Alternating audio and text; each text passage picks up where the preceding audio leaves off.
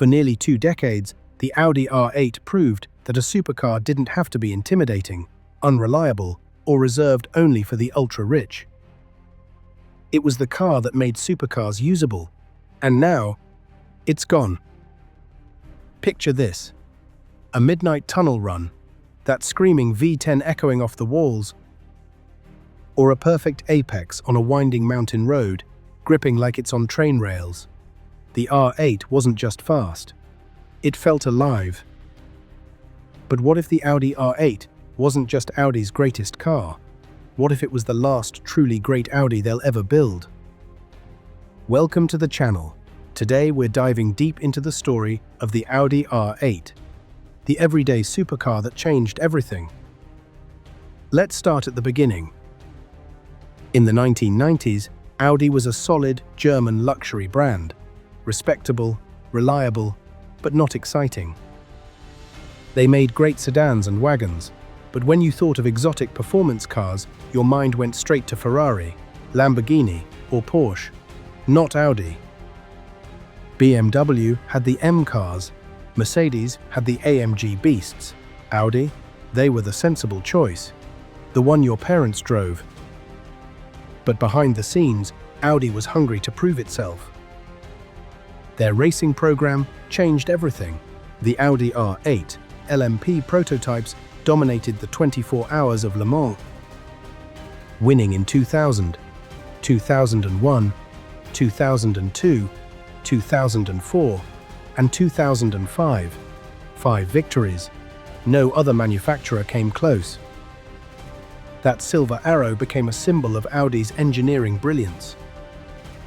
Suddenly, Audi wasn't just competing with BMW and Mercedes. They were obsessed with proving they could build something truly special. Nobody thought Audi was serious.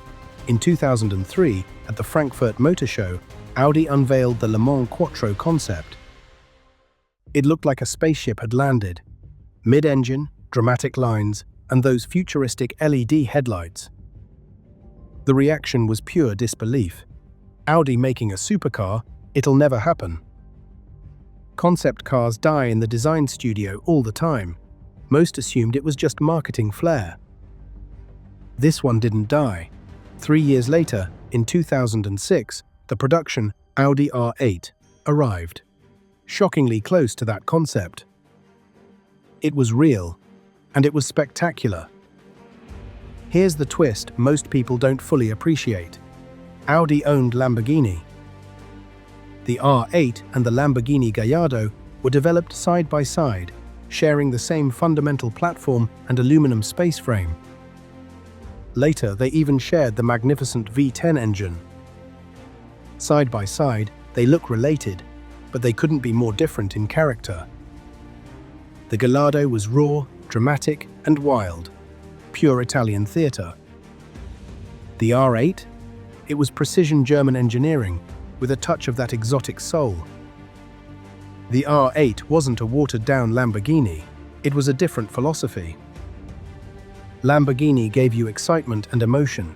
Audi gave you that same performance wrapped in usable, everyday refinement. It was the best of both worlds. This is where the R8 became legendary. While Ferraris and McLarens often felt like weekend toys that punished you daily, the R8 felt normal, in the best possible way. Reliability.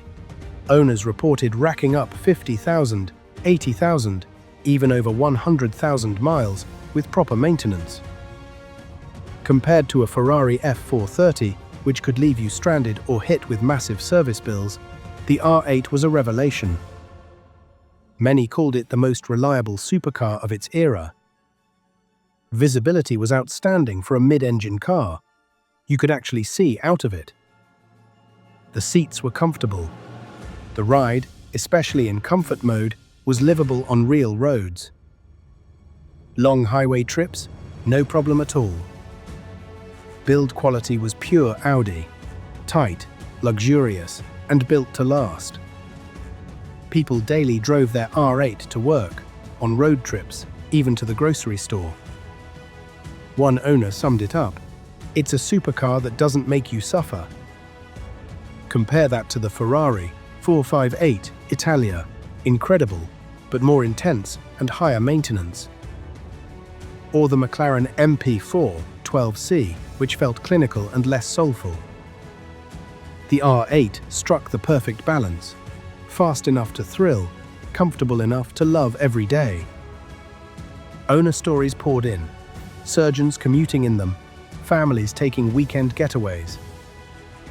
Enthusiasts putting real miles on them without fear.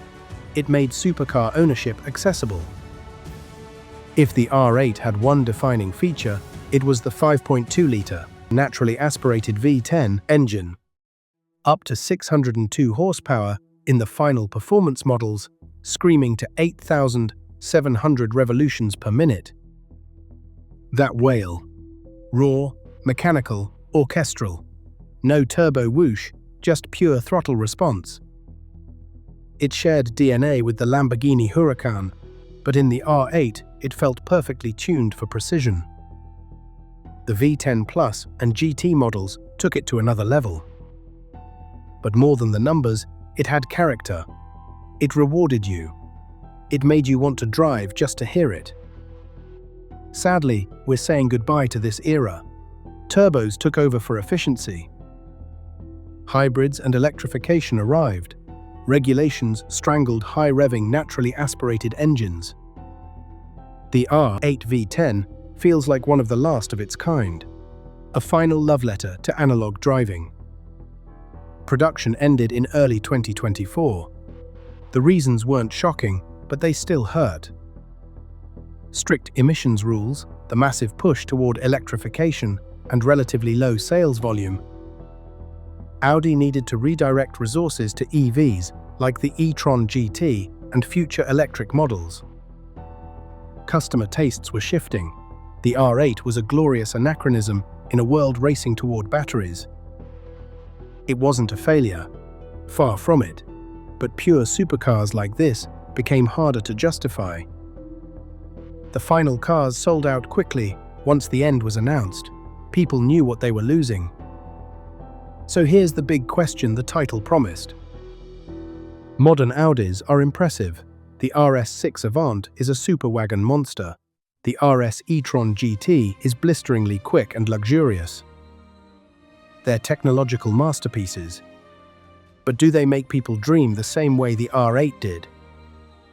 Do they turn heads and spark passion like that mid-engine icon with the screaming V10? The R8 wasn't the fastest supercar ever made. It wasn't the most expensive. It wasn't the most exotic. But it got the balance exactly right. Performance, usability, emotion, and everyday joy. In an era of soulless EVs and over-the-top hypercars, the R8 stood for something pure. It made supercars feel attainable and fun without the drama. That's why so many enthusiasts believe it wasn't just a great Audi, it was the last great Audi. The V10 may be silent now, but its legend will echo for decades. What do you think? Was the R8 the last true great Audi, or is there still hope? Drop your thoughts in the comments.